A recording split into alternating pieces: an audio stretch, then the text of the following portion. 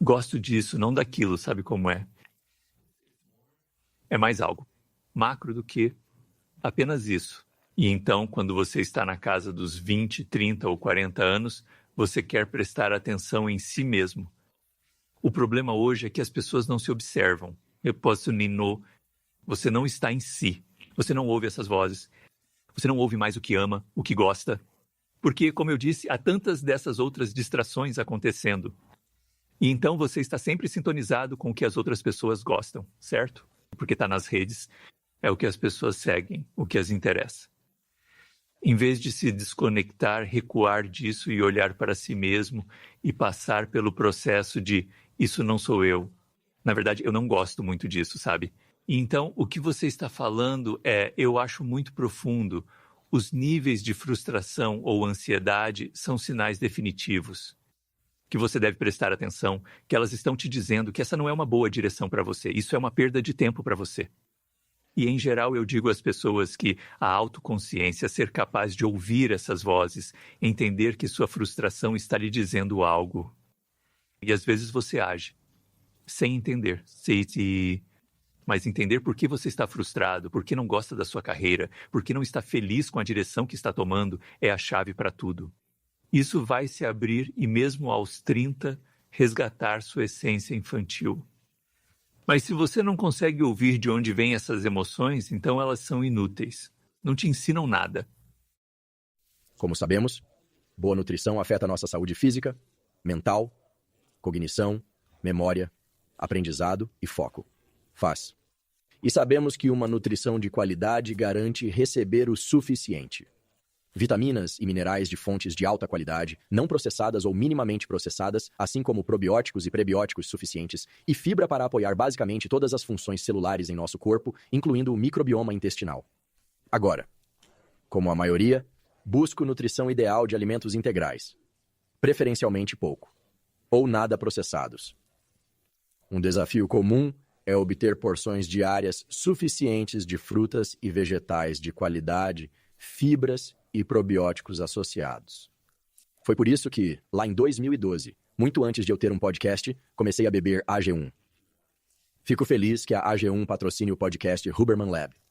Comecei a tomar AG1 e ainda bebo 1 ou 2 vezes ao dia, pois supre todas as minhas necessidades nutricionais básicas. Ou seja, ele garante que eu receba as quantidades adequadas dessas vitaminas, minerais, probióticos e fibras para garantir saúde mental ideal, saúde física e desempenho. Se quiser testar o AG1, acesse drinkag1.com/Huberman para reivindicar uma oferta especial. 5 kits de viagem grátis e vitamina D3K2 por 1 ano. Novamente é drinkag1.com/Huberman para essa oferta. Então parece que um dos objetivos é se envolver no que eu vou apenas chamar, por enquanto, não adulterado. Autorreferencial. Você sabe, puro, em todos os sentidos da palavra. Porque, como criança, como você aponta, nas fases da vida, que são antes da puberdade, elas são literalmente pré-sexuais, o que eu acho importante, certo? Porque a puberdade, para mim, como neurobiologista que começou como neurobiologista do desenvolvimento, posso te dizer que a puberdade é a transformação mais profunda que o cérebro sofre durante toda a vida. Não há dúvida alguma disso. Tudo é diferente após a puberdade por causa de todas as novas dinâmicas relacionais que se tornam aparentes e nosso potencial envolvimento nelas. Não se falou bastante. Como a puberdade altera o cérebro. Claro, somos outros antes e após a puberdade. Hormônios em fúria súbita. Os hormônios estão lá. E não são apenas mudanças na forma como vemos o mundo, mas mudanças na forma como o mundo nos vê. Sim. E não apenas através da lente da sexualidade, mas também da expectativa do que somos capazes, pelo que somos responsáveis ou não responsáveis, nossa capacidade de aprendizado. Quero dizer, a puberdade é assim, você sabe? É também a fase mais rápida de envelhecimento em toda a nossa vida. Uau! Aquelas crianças que vão e voltam no verão, tipo, raspar, né? Eu era tardio, não atrasado, mas tive uma puberdade longa. Lembro dessas crianças. Todos nós lembramos delas. Tudo muda. E assim, eu acho que antes da puberdade, essas sementes, como você as descreveu, de deleite ou de resistência às coisas, eu acho que elas são puras. Elas não estão contaminadas pelas vozes e expectativas dos outros. E assim, eu posso ver o desafio de voltar a esses momentos como adulto. Será que isso tem a ver algo que eu ouvi você falar antes, embora talvez não tanto quanto alguns dos outros tópicos que você discutiu publicamente, que é o sublime verdadeiro versus o sublime falso? Você poderia talvez apenas definir para nós o que realmente é o sublime, o que é uma experiência sublime e a distinção entre experiências sublimes reais e falsas? Porque eu sinto que isso está relacionado a encontrar aquela semente, certo? É sobre encontrar sementes autênticas dentro de nós. Em vez de quando as emoções podem ser distraídas e enganosas... Uau! Eu nunca pensei que nunca tivesse feito essa conexão e é o livro que estou escrevendo agora, então obrigado por isso. Eu tenho que pensar sobre isso, na verdade. Estou escrevendo um livro sobre o sublime e eu tenho várias maneiras de meio que ilustrar. Eu geralmente gosto de usar uma metáfora, e a metáfora é que ser um ser humano social, vivendo em uma cultura particular, significa que você vive dentro de um círculo, e esse círculo naquele momento, são as convenções de pensamento, de ideias que são aceitáveis, de comportamentos que são aceitáveis.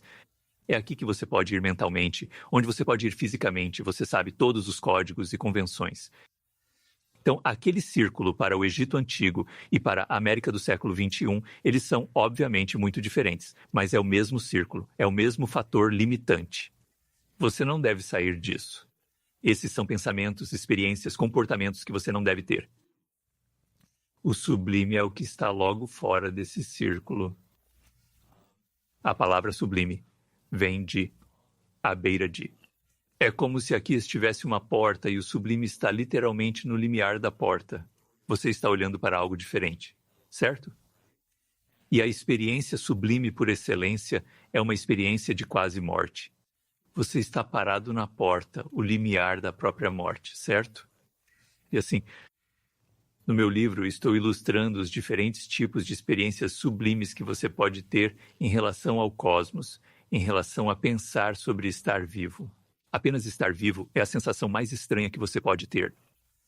Sei disso pessoalmente após meu derrame. Entro num capítulo sobre infância e quão sublime foi a sua. Falo de animais e nossa relação. Tenho capítulos sobre cérebro e amor. Agora escrevo sobre história, certo? Mas o que estou tentando dizer é que o cérebro humano é programado para essas experiências. É programado para experiências transcendentes que nos tiram do pequeno reino estreito em que vivemos. Porque somos o único animal ciente da morte.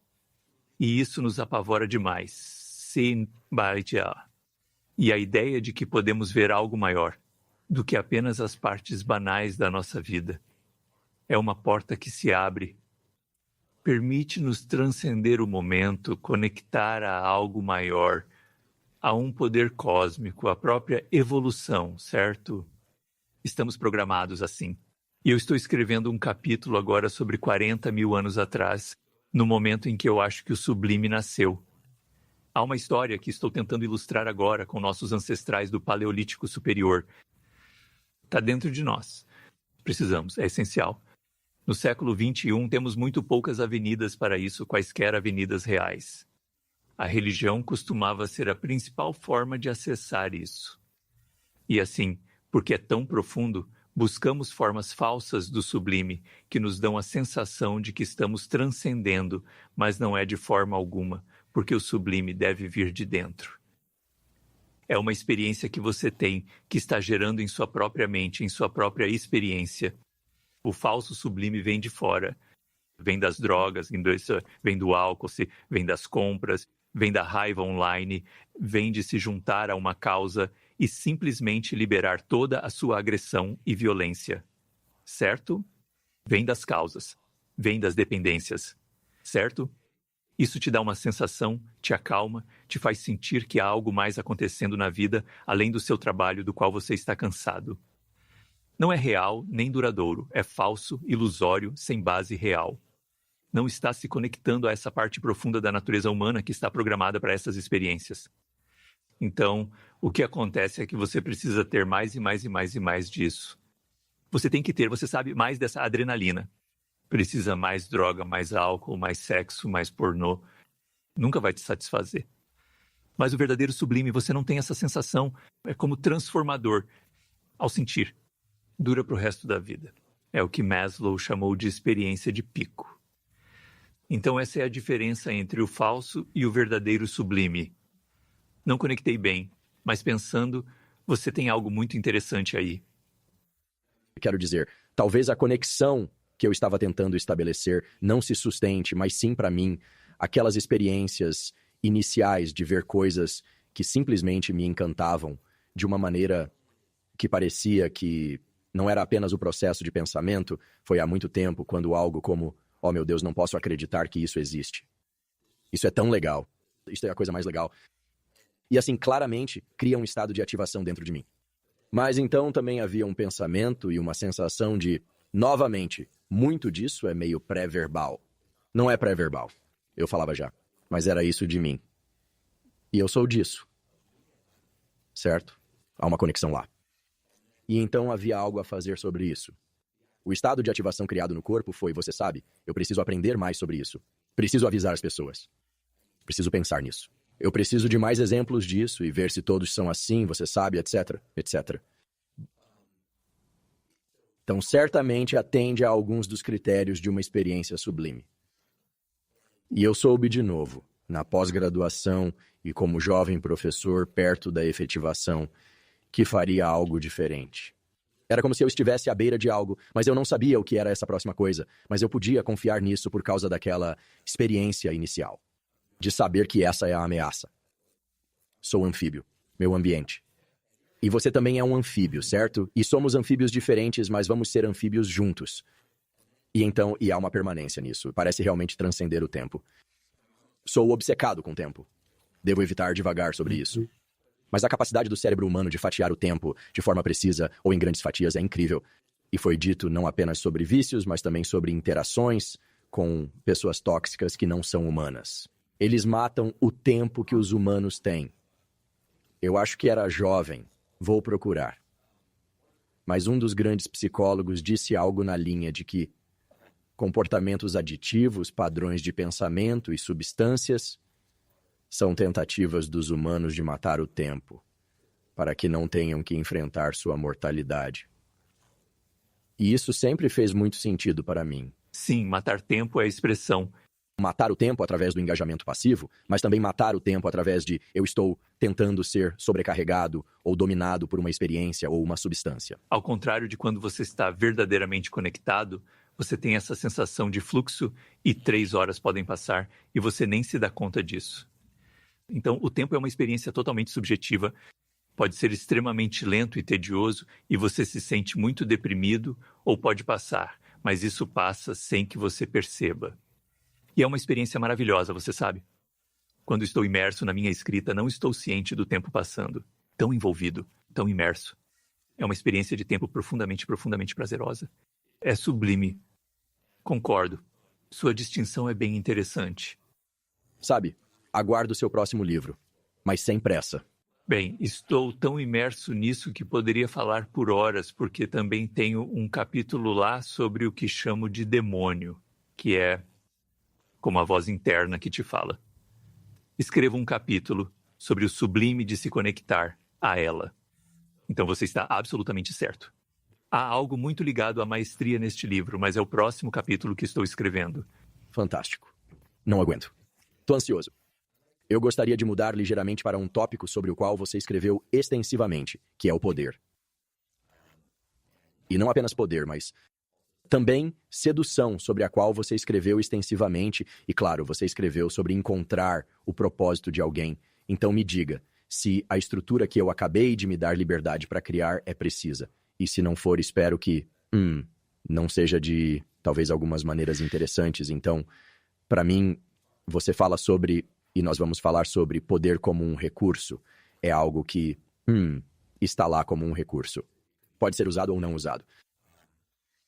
E eu penso na sedução como uma forma de troca entre um indivíduo. Então há um verbo associado à sedução.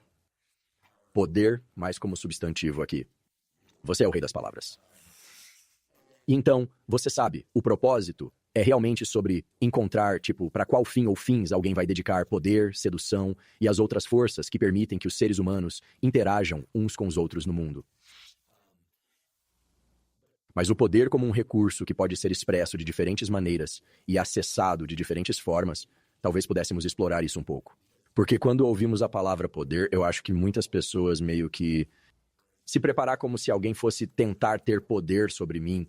Isso é sobre manipulação e assim por diante, mas eu aprendi bem cedo que em cada empreendimento profissional existem dinâmicas de poder.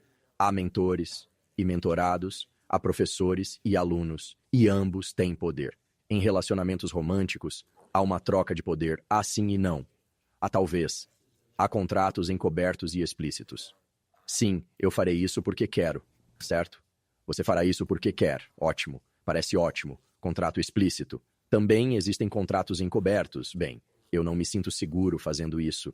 Então, o que eu farei é assumir algo na interação que você não está ciente, para que eu possa, de certa forma, aliviar meu senso de perigo e me dar a ilusão de me sentir seguro. E toda uma série de dinâmicas humanas complicadas que tem a ver com nós termos esse cérebro frontal que pode fazer toda essa ginástica.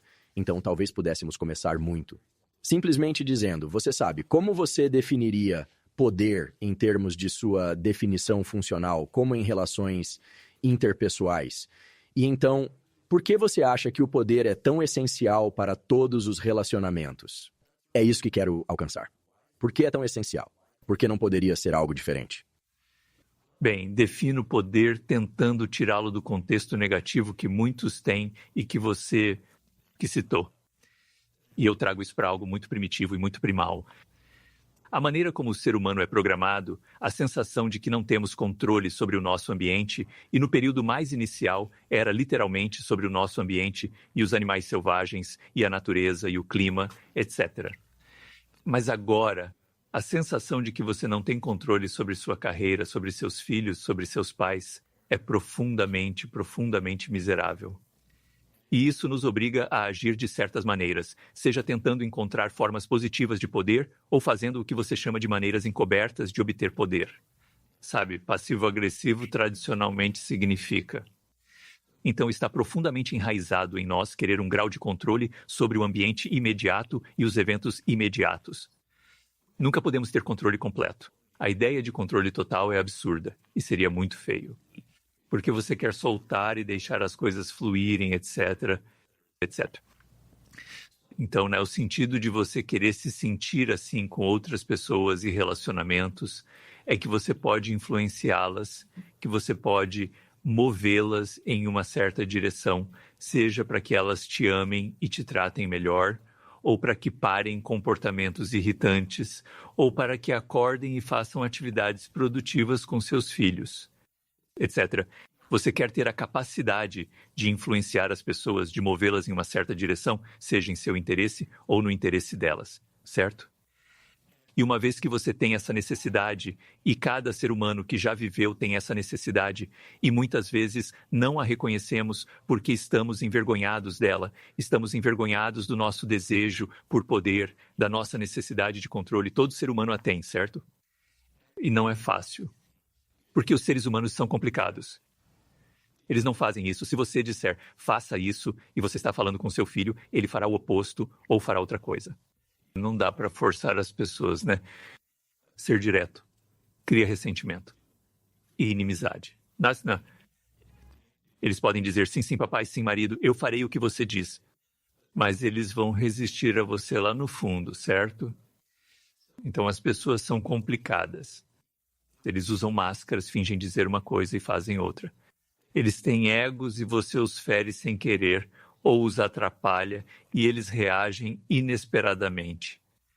E assim, o poder é esse tipo de reino invisível que envolve a sociedade, onde as pessoas estão continuamente lutando umas contra as outras e se esforçando nisso, mas ninguém está realmente falando sobre isso, ninguém está sendo aberto sobre isso, ninguém está dizendo exatamente o que está tentando fazer. E assim, quando você entra no mundo social e no mundo da carreira, você não espera essas batalhas. Ninguém te ensinou, ninguém te treinou, seus pais não te treinam, ninguém te treina. E você comete erros e percebe quão políticas as pessoas são. Se você é um personagem traiçoeiro e há uma certa porcentagem deles, você percebe, uau, eu posso enganar as pessoas, eu posso manipulá-las, eu posso conseguir o que quero, eu posso fingir que as amo e elas vão cair na minha, e eu posso fazer todas essas outras coisas. Mas para a maioria de nós, os 95% de nós que não somos tubarões, e eu me incluo nessa categoria, é muito, muito perturbador entrar de repente nesse mundo e ver todos aqueles jogos de poder invisíveis. Ninguém te deu nenhum conselho sobre isso, te ajudou. E assim, tire isso do âmbito de apenas tentar dominar o mundo e manipular, explorar e abusar. É algo dentro de você. Você tem essa necessidade e a sua supressão dela só fará com que você se manifeste de maneiras passivas e você não conseguirá controlar certas coisas. Se você quer mover as pessoas, se você quer que elas sigam suas ideias, se você quer que elas estejam mais alinhadas com sua política ou suas ideias, você tem que ser sutil. Você tem que aprender psicologia. Você tem que aprender certos aspectos de como quase mover as pessoas sem que elas percebam em certas direções, o que é como a arte da sedução. Se não se interessa nisso, só dizer o que pensa e fará mostra que não liga para a ação prática. Não te importas. Você só inventa frustrações e raiva próprias. Então, aprender as sutis dinâmicas de poder é extremamente essencial, porque somos um animal social. Isso não quer dizer que você vai se corromper ou sair manipulando todo mundo. A maior parte das 48 leis do poder é sobre defesa, mas como se defender dos tubarões por aí, como se defender de cometer erros clássicos como ofuscar o mestre, como falar demais, como discutir com as pessoas em vez de demonstrar suas ideias e assim por diante. Não é feio. Na verdade, isso faz de você um indivíduo social melhor. É assim que enquadro. É interessante. Eu acho que como um jovem crescendo, era muito importante para mim saber onde eu me encaixava no meu grupo de amigos. E eu não pensava nisso tanto como uma hierarquia, nem quando estava nos meus estudos acadêmicos pensava nisso como uma hierarquia, embora fosse. Claramente era, certo? Tanto quanto o objetivo era descobrir onde estava meu espaço único, que eu poderia, fazer o maior bem para mim e para os outros, você sabe? Meio que encontrando o meu lugar. Eu não quero dizer em uma prateleira, porque isso dá uma imagem de algo vertical, mas você sabe, vamos torná-lo lateral, uma disposição lateral de diferentes pessoas com diferentes forças, diferentes propósitos de vida, tentando descobri-los. Você sabe onde eu deveria estar para expressar isso e também me sentir conectado aos outros. E para fazer isso, eu percebo agora, com base na sua resposta, eu tive que descobrir, você sabe, quem está tentando ter poder sobre, quem está fingindo que não quer poder, mas na verdade está exercendo poder, você sabe, essas coisas. E há uma parte incrível que vem de saber que se está no lugar correto, tanto profissionalmente, interpersonalmente, em relação a si mesmo, mas também no contexto do grupo de pares. É aqui que pertenço. Porque tentar ganhar poder quando alguém está tentando se mover para uma posição que não é adequada para eles ou de uma maneira que não é adequada para eles parece tão energeticamente custoso. Parece uma perda de vida, francamente. Certo, certo. Você sabe, tentar reunir recursos simplesmente para tê-los e dar a ilusão de poder, mas depois ter medo de perdê-los parece uma receita para a miséria, como você apontou. Sim, sim, sim. Você sabe, enquanto descobrir onde sou mais poderoso, no sentido benevolente da palavra, isso parece uma boa busca. Bem, é reconectar a maestria e achar seu propósito. Você sabe, eu sabia, quando era jovem, que não podia exercer poder físico porque eu era um magricela. Não era intimidado, mas implicavam comigo, etc, etc. Então, eu me inclinei para atividades intelectuais, onde eu poderia ter poder. No final, você pode ter sido atleta e se saído bem no colégio. Mas olhe para mim agora. Não estou dizendo que é uma coisa bonita, mas isso faz parte da natureza humana, o desejo de realmente se provar e encontrar aquele nicho ao qual você pertence, para que não tenha esse tipo de sensação de inferioridade que Alfred Adler, o psicólogo, descreve de forma muito eloquente. Então, muito disso é meio que compensar quando você é criança por coisas que são suas fraquezas e encontrar no que você é tão bom que você realmente tem isso. Poder e as pessoas não podem te intimidar, certo? E você é agora um famoso neurocientista, enquanto eles são tipo quem sabe o que estão fazendo, esse tipo de coisa. Então, o poder definitivamente está conectado de alguma forma a esse senso interior do que você deveria fazer, e você sente isso com a facilidade e a conexão que vem disso, certo? Então, posso dizer honestamente que minha aversão a trabalhar para outras pessoas, à política de escritório e aos egos, agora eu tenho uma existência onde não preciso lidar com nada disso. E eu sou tão abençoado e acordo todas as manhãs e rezo a Deus, agradeço a Deus por ter encontrado isso, porque é o estilo de vida perfeito para mim. Você é uma besta intelectual. Um elogio, certo? Ouvimos besta e pensamos numa fera feroz. Mas... Feliz sendo fera. Sim, você sabe. E então, eu acho que encontrar onde podemos ser uma besta, você sabe... E para algumas pessoas isso é pintar, ou jardinagem, ou o que quer que seja. Eu acho que isso, novamente, se relaciona com essas questões ou essa busca pela maestria. A sedução também é uma palavra muito carregada, certo? Palavra carregada, certo? Ainda mais feio do que o poder. Porque a sedução meio que transborda com a ideia de que alguém está enganando outra pessoa a fazer algo que ela, de outra forma, não gostaria de fazer. Mas a sedução é tanto a nossa propensão a fazê-la, quanto a tê-la feita a nós. Está programado em nosso sistema nervoso e tem muito a ver com o hipotálamo e um monte de outras áreas que eu não vou entediar a nós com a nomenclatura. Mas a sedução, para mim, implica algum tipo de troca. Eu suponho que poderíamos nos seduzir através da negação ou convencendo-nos de algo. Geralmente, ao falar de sedução, tratamos da interação entre duas ou mais pessoas. Então, quais são alguns dos princípios fundamentais da sedução? E se você se importar em brincar de antropólogo, um pouco de neurocientista, eu convidaria isso. Por que você acha que temos circuitos neurais em nosso cérebro que nos permitem seduzir e ser seduzidos? Bem, eu não sei como, se estou sendo meio um intelectual de sofá aqui, mas minha teoria é que parte disso deve voltar a eventos sociais longínquos em nossa pré-história, que tem a ver com tabus. E a sociedade foi inicialmente organizada por uma série de tabus, certo? Notavelmente o tabu sobre o incesto. E o que aconteceu? Esta não é apenas a minha teoria, é a teoria de Malinowski, como eu pronuncio, é que no momento em que um tabu entra no cérebro humano, como você não deve dormir com essa mulher, o desejo surge dentro de você para realmente dormir com essa mulher. O sentido do não, o sentido de que isso é proibido, agita o desejo, agita os impulsos contrários nos humanos. E podemos ser muito, qual é a palavra, criaturas perversas, certo? Então, se você já tentou suprimir um pensamento, você percebe que ele continua aparecendo. Surge sempre. Não dá para suprimir. Não pense em elefantes. Não pense em elefantes. Se você pensa nisso sem querer, né? A ideia de que você não deve desejar essa pessoa provoca esse desejo real. Então, eu acredito que o sentido de algo ser tabu e transgressor é o tipo definitivo de origem do nosso desejo por sedução. Mas a sedução envolve vulnerabilidade. Envolve alguém que entra, alguém que nos toca profundamente. Certo? Para isso temos que abrir.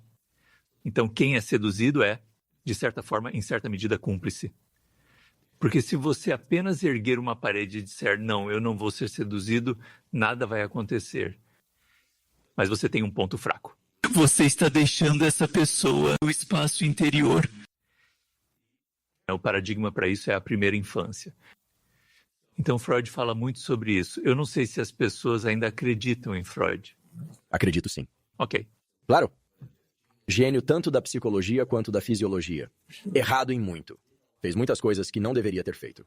Admitamos. Acho que todos concordariam que dormir com seus pacientes e ser viciado em cocaína são péssimas ideias.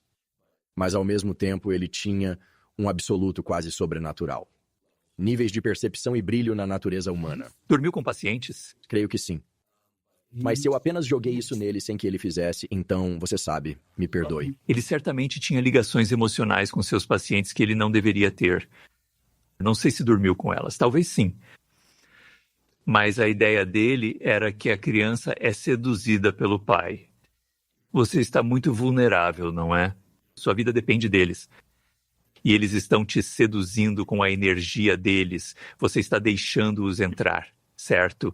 E isso meio que cria um padrão para o resto da sua vida. E, por exemplo, a sensação de ser carregado pelo seu pai e apenas ser levado fisicamente é uma forma de sedução, porque